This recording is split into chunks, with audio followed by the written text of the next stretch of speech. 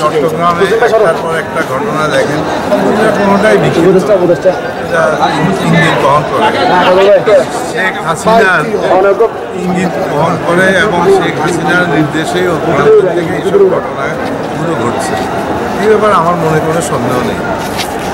আর অবশ্যই যখন হাসিনা বলি, হাসিনা তো ব্যক্তি না, আজকে উনি অবস্থানরত আছে হিন্দুস্তানে, এবং হিন্দুস্তানে যে এই যে মসজিদ ভাঙাভাঙি শুরু হয়েছে, এটার সঙ্গে হয়তোবা আমার একটা যোগসাজশ থাকতে পারে।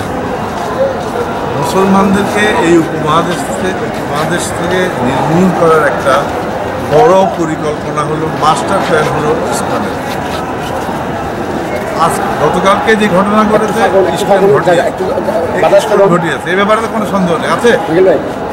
তারপরে একটা পত্রিকা কি লিখলো, হিন্দু মারতে গিয়ে মুসলমান নিহত হয়েছে। এর থেকে দুঃখজনক আর কিছু হতে পারে? আপনাদের মিডিয়ায় এই কথাটা কিভাবে দেখে, কোন জগতে বসবাস করছে? হ্যাঁ, মিডিয়ার জগতে আর ফেসবুকের জগতে আর কি, সোশ্যাল মিডিয়ার জগতে, কিন্তু এইভাবে নেকারজনকভাবে একটা মিডিয়াতে এসে যাবে যে কি আজকে হিন্দু মারতে দিয়ে মুসলমান মেরে ফেলেছে। এটা আপনার স্ক্রলে চলে আসছে একটা টিভি। যাই হোক, আর কিছু বিস্তারিত বলতে চাই না। আল্লাহ আমাদের দেশে শান্তি আনুক। তবে এই দেশের মুসলমানরা আওয়ামী লীগকে জায়গা দিবে না, এটা আমার মনের মধ্যে একটা দৃঢ় বিশ্বাস।